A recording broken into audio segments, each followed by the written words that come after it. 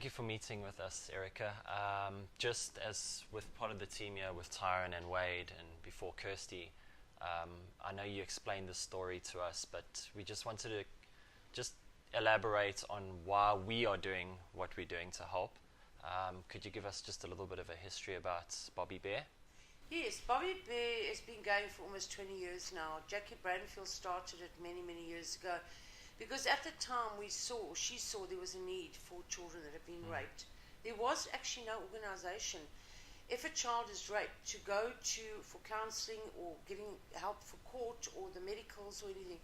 So Bobbi Bear, this is Bobbi Bear, this is actually Bobbi Bear, and it's a tool, it's a very, very good psychological tool where the child is encouraged to write his or her story on.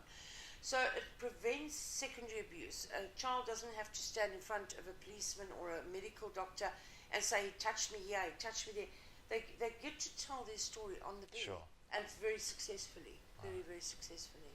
And it can be used in court, yes, like you said, yes. The magistrates will look at this as a statement of the child. Okay, so the story that we fell in love with, and obviously Wade did, is the story about these 6 kids. Yeah. Could you tell us more about them and their story? The children that you guys are wanting to do this for, what has happened here is we rescued these kids in a very, very bad way. Medically, physically, psychologically, and there's a lot of damage. It's probably one of the worst cases I've worked with. The neglect, the abuse, and just general, the way these kids lived and where we found them. And unfortunately, I can't go into too much detail because there's court cases pending, but it's 6 siblings, it's 6 little brothers and sisters from one mom. There's a whole lot of different fathers, and they're going to be here for quite some time. There is no quick fix solution for these kids. For sure. And they're all busy with psychology at the moment. They're busy getting psychology. They came in extremely ill. And it's not even been long, and we've still got them. And every day it's feeding 6 children. It's clothing. It's medical expenses. They still being nebulized. They're still getting medication every day. It's going to the doctors almost every second day. None of these children ever had their childhood injections. So everything that's going around, they're obviously going to pick up. So we're sitting with kids whose immune systems are extremely low. They are and were all malnutritioned. We're busy building up their little bodies at the moment. But it's a very costly thing. And yes, we're going to hold on to these kids because we want to keep them together. They belong together. You cannot split these children at all. No, for sure. And I mean, at the end of the day, it doesn't just end with these 6 kids. You know, they're going to grow up, and eventually your job is going to be done with them, and there's going to be another 6 kids or 12 kids. All the time. So we need to obviously try and work out some way that we can get a residual income coming in to continually support you. That is something that we will obviously be so grateful for, because this case made a bit of headlines because of the magnitude. There were 6 children in one family. But Bobbi Bear's Gate opens daily with kids that have been raped, abused, domestic violence, kids that have been abandoned. And where do these kids go? Where do these children actually land up? They come to Bobbi Bear. There aren't many agencies left because everybody out there, we're all in the same boat. We're battling for funding. And people eventually, they just close their doors. So Bobbi Bear's been inundated with domestic violence, with children that have been abandoned, children that are just raped, alcohol in the home, drug addicts as parents. Those kids are the ones that are coming through our gate. And I have an old saying, the abuse stops here. The cycle of abuse stops at Bobbi Bear. Because we're not going to allow these kids to leave again and go back to where they came from. What is the point? And every case that comes in costs money. We've got to put that child in our vehicle, take them to their district surgeon for the medical. Then it's a court case that starts. Then it's the police station for the statement taking. So you're looking at petrol, it's food, it's medicine, it's clothing, day in and out. And will we ever give up? No, we won't. No. We cannot give up, because where will these children land up? Exactly. Where will they land up? If we give up or get tired or get exhausted, where will these kids go? It's a passion. What we do is a passion. It's an everyday passion. It's a team that's sitting here that have been here from day one, almost 20 years, and there's no monetary reward in what we do. No, for sure.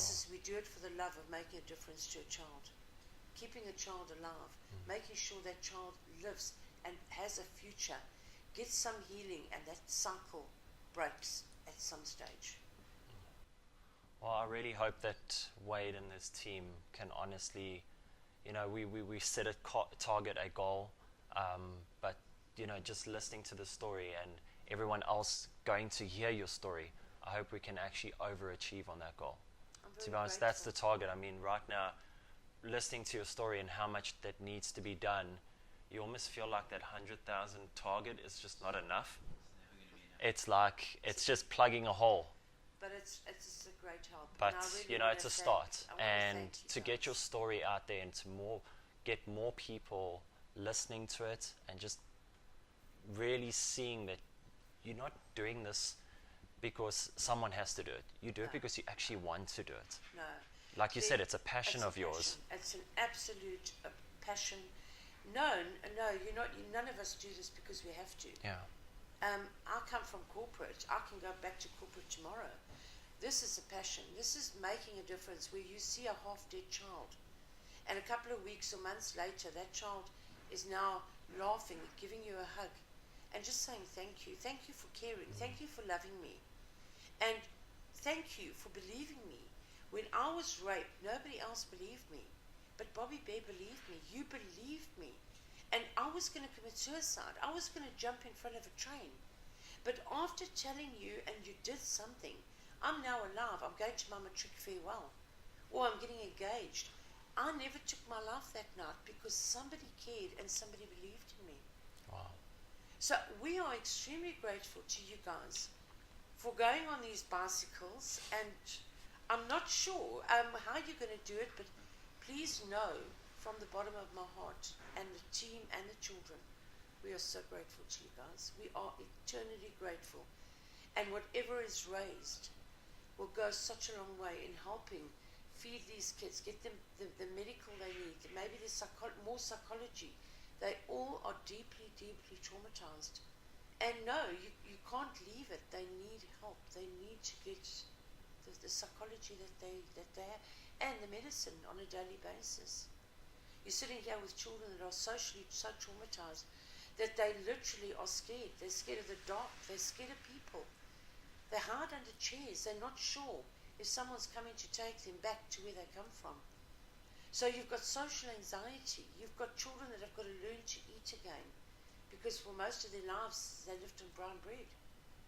And you're introducing new fruit and food on a daily basis. Wow. And they walk in here and you get a little hug, or they sit on your lap. You can see what my office looks like. It's a toy room. They feel safe. Bobbi Bear is making them feel safe. And we'll continue doing what we can, and we just need you guys to know how grateful we are. Truly, we are so grateful. We're happy to help in any way possible, and we're hoping that this can just be the start of a long-term partnership and relationship with you. Thank you. Thank you so much. Thank you for allowing us into your home, your office, and even meeting the kids. I never had the opportunity to see them before today, but you can clearly see that you've started integrating them back into society. Yeah, they saying hello to complete strangers that are walking inside. And we didn't have that. A couple of weeks ago, these children, if a car stopped, they would run and hide under a table. They are they've asked us, they've never had a birthday. They've never been to a sharka. They've never been to a shopping mall. Do they know when their birthday is? We found that out. But now we're celebrating birthdays for the two oldest little boys, because they got to us way after their birthdays last year. So we've promised them we're going to do a birthday party for them. And they're very excited because they've never had a birthday. And simple things that I've got to sit and explain to them. A hamburger, a pizza. The choice. These kids have never been given a choice of what shoes would you like, what would you like for Christmas. They don't know anything about Christmas. We're going to get them to decorate the whole house up because they've seen Father Christmas on pictures, but they've never had a Christmas. Jeez. They've never had a birthday. This is how they've lived their entire life. Two of the kids have lost little teeth, and it was great excitement when I went through the whole tooth fairy with them. and the tooth fairy leaves money, and they actually asked me how I was going to get hold of the tooth fairy, and I said, she's got a little email. So we email her. And just that excitement, a stupid thing. You cannot believe the difference it's made to these children. Keep doing it. Just, if you can just change one person's life, Thank you. So you've changed our lives, that's for sure. Thank you. Yeah. Thank you so much.